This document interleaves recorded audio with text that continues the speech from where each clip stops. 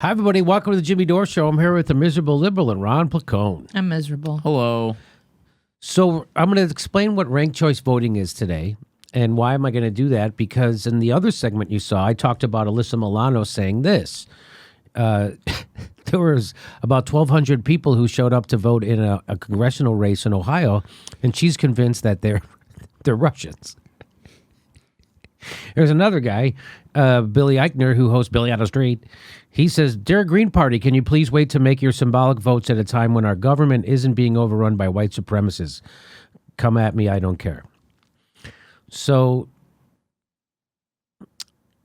what they're talking about is this race that happened in Ohio. There was this race, and the vote tally was 101,000 for Balderson and 100,000 for O'Connor. That's the Republican and Democrat. And then the Green, Joe Manchin, he got like 1,129 votes. And they're blaming the Green. That's what they're all upset about, the Green Party candidate for running. And we all know that those 1,100 people probably wouldn't have showed up to vote if there wasn't a Green Party person on the goddamn ballot. That's how politics work. 70% of the people in that district didn't even show up to vote.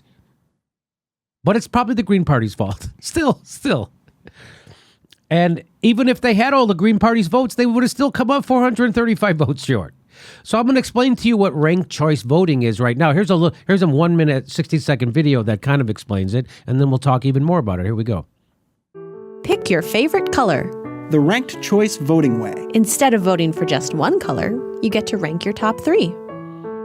Well, purple is the best, but if I can't have purple, I want blue. And if neither of those wins, I guess I can live with orange. Now, let's count up everybody's votes. Under ranked choice voting rules, it's not enough just to get the most votes. You need a majority. More than 50% of the votes. Purple's ahead, but it has only 7 votes. It needs at least 11 to win. So we eliminate the color in last place. Sorry, Orange fans, we're going to your second choice.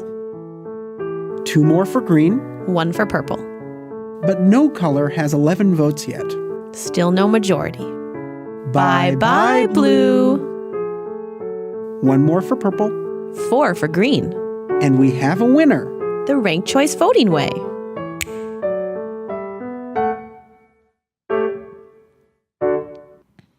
So there you go. Does that make it clear how it works? So let's say last presidential election. My first choice would be Jill Stein. My second choice would be, let's say my second choice was Hillary Clinton, and my third choice was Donald Trump, and then Gary Johnson. Let's just say that was it. So number 1 would be Jill Stein. Well, Jill Stein didn't get 50% of the vote. So now my second choice would have been Hillary Clinton. So all the people who voted for Jill Stein, their votes would have went to Hillary. So I'm pretty sure it's pretty clear. That's a pretty clear explanation. That was a cool video. Yeah. So that's why. So now there's no more spoilers. And so why aren't they pushing for that? Well, because there is a bill. In 2017, a group of House Democrats led by Virginia Representative Don Beyer produced the bill 3057, the Fair Representation Act, which would require every congressional district in America to use ranked choice voting, the thing we just explained to you what it is. So now you don't have to worry about that anymore. Now you actually have to appeal to people. It would also require, that bill would also require districts to be redrawn by independent redistricting committees, which would diminish the effects of partisan gerrymandering, and it would require the installation of multi-member districts, a reform that would allow voters in each district to elect multiple lawmakers instead of just one, so that more people would be represented. The law would make congressional elections much more competitive, and also make it so that voters who feel unrepresented by the major parties or disenfranchised because they live in a district that is staunchly in favor of one party or another, that would have a greater incentive to vote. So if we had this bill, H.R. 3057, which is ranked choice voting, the Fair Representation Act, they say it would give people a greater incentive to vote. But when that bill was introduced, the bill had a total of 3 sponsors. 3 frickin' sponsors. Ro Khanna, friends of the show, Representative Jamie Raskin and Beyer. A year later, after Donald Trump's president, and because of the Electoral College, a year later, it has only gained 2 additional sponsors: Representative Jim McGovern of Massachusetts and Jim Cooper of Democrat of Tennessee. So they want to have a third party around so they can have a scapegoat so they don't ever have to get better. So the Democrats don't ever have to actually represent their constituents, because they don't do that now. That's why people don't vote for Democrats, because they don't represent their constituents. Earlier this year, Maine adopted ranked choice voting for its June primaries over the legislature's attempts to block the voter-driven ballot initiative that first brought. So the legislators tried to block the will of the people a couple times in Maine. The result, voter turnout was up after they got ranked choice voting in Maine. Voter turnout was up. Implementation was uncomplicated and inexpensive. Few errors were made, and outcomes were perceived to be fair. Voter turnout was up. Inexpensive, uncomplicated, and fair. So why aren't there more Democrats signing on to this bill? Well, because their donors don't want them to. That's why. That's why. Their donors don't want ranked choice voting. Their donors want to keep a duopoly, and they want to keep shaming you. They want to keep offering you the lesser of two evils, or as South Park says, a shit sandwich and a shit sandwich. Under proportional representation, now this is something I do understand. Parties are allotted seats based on the total percentage of the vote they get. Under this system, if Democrats were to see 51% of the vote and Republicans 44% and Greens 5%, they'd each get that percentage of seats in Congress, which is how it should be. Mm-hmm. Can you imagine? That would be fantastic. That would be fantastic. Real representation. Proportional representation is how elections are run in countries like Sweden and Germany and Israel. It's no surprise that legislatures in these countries often have 7 or 8 different political parties with significant clout, which then work together in coalitions on legislation, offering far more choices to voters. Why isn't anybody pushing proportional representation in the United States? You'd think if you gave a shit. If none of the parties get to 50% of the vote, the least popular so they're just going to explain what it is again. If none of the parties get to 50% of the vote, the least popular candidate is stricken, and their votes are allocated according to the second choice of the voters. So that's explaining how it works again, meaning that if Stein voters had ranked Clinton second on their ballots, the votes cast by Stein voters would have gone to Clinton once it became clear that Stein finished last. So we've already explained that to you. By contrast, American political parties tend not to offer third-party voters any sort of election reform plans, even to win over their votes. So that's where we are. So that's what ranked choice voting is.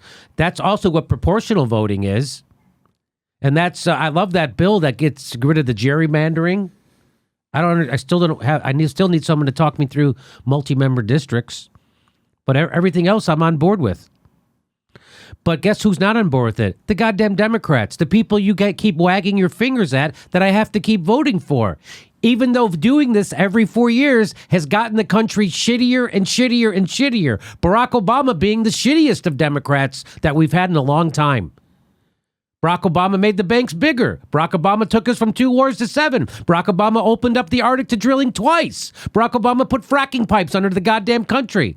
Barack Obama let it all play out up in Dapple. Barack Obama let union cops crack the heads of peaceful protesters during Occupy Wall Street. Barack Obama let the union get taken away from teachers in Wisconsin. Barack Obama didn't do fucking shit for anybody. Barack Obama let 5.1 million families get kicked out of their house, and you're going to wag your finger at someone who's had their house taken away by Timothy Geithner and Barack Obama to make the banks whole? You're going to wag your finger? Or you could do something smart, and you could advocate for ranked choice voting. So now you know what ranked choice voting is.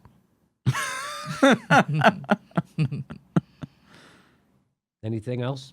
No, we covered it. I mean, I'm for it. I mean, it's something that, and you look at Maine's struggle, and even though they're overcoming adversity, they're still getting it done. And as that article indicated, voter turnout is up. And I think like a lot of the kind of scandals that go on in election, it would make it a lot harder with something like ranked choice voting. Because I think people would be keeping a much closer eye on things, and I think it would also pivot into a really serious demand for paper ballots. I think it's interesting because the only question that I had was looking at a sample ballot of ranked choice voting. Is there a place for a write-in? Yes, there is. Oh, fantastic.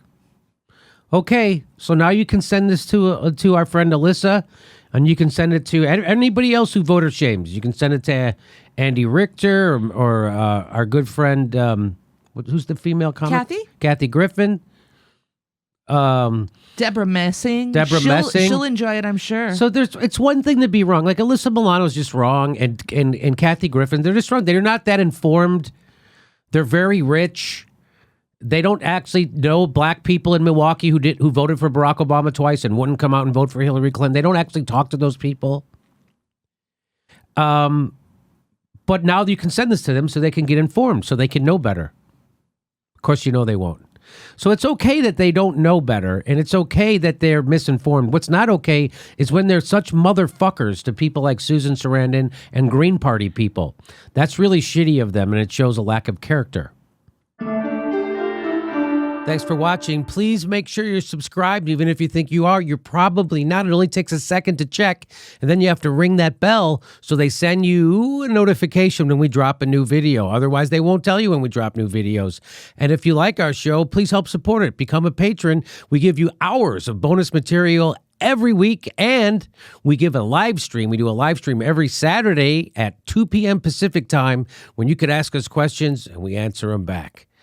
Thanks for your support.